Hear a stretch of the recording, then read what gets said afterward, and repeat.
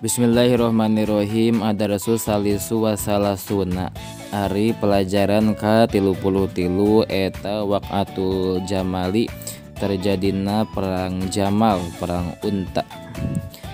Hiji balago geus nepi Aisyah ka Siti Aisyah radhiyallahu anha naon maqtalu Utsmana, terbunuhna Sayyidina Utsman. Fakhotobat teras khutbah itu Siti Aisyah an-nasa ka jalma-jalma fi Makkah di kota Mekah. Wahasat jeung ngagegereh itu Siti Aisyah hum ka itu enas alal mutolabati kana nyupri pamayar neangan pangganti bidami Utsmana kana getihna Sayyidina Utsman. Fatabi'a tuluy nuturkeun ha ka itu Siti Aisyah saha kasirun jalma anu loba minna sahabati nyatana ti pirang-pirang sahabat minhum eta tetep ti sapalihna itu kasir Tolhatun ari aya Tolhah wa Zubair sareng Zubair. Dua fasarot tuluy berjalan itu Siti Aisyah bihim sarta itu enas ilal Basroti ka Basroh. Pastawalas tuluy ngawasa itu Siti Aisyah alaiha ka itu Basroh. Wasta'adat jeung cawis-cawis itu Siti Aisyah lil qitali pikeun perang. Tilu walama balago jeung samang-samang sanepi alian ka Sayyidina Ali naon dalika itu berita saro berjalan itu Sayyidina Ali alaiha menuju ka itu Siti Aisyah fi jaisin sarta bala tentara.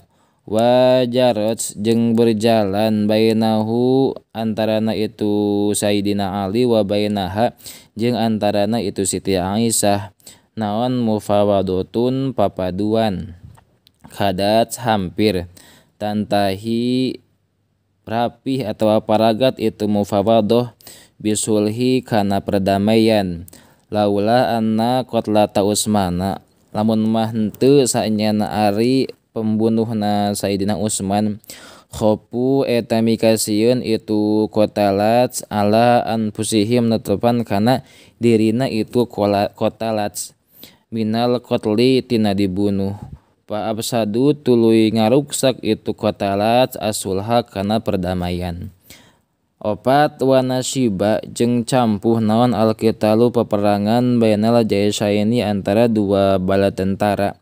Wantaha jeung narima paragat itu kital binasri Ali radhiyallahu anhu kalawan aya dina kemenangan Sayyidina Ali radhiyallahu anhu. Wa qatli Tolhata jeung terbunuhna Tolhah wa Zubair sareng Zubair. 5 wasumiyat sareng dingaranan naon hadhil waqatu ieu peperangan biwaqatil jamali kalawan ngaran perang Jamal li anna ummul mukminin saanyana ari ummul mukminin Aisyah tegasna Siti Aisyah radhiyallahu anha kanat eta bukti itu Siti Aisyah raqibatan eta anu tumbak ala jamali kana onta.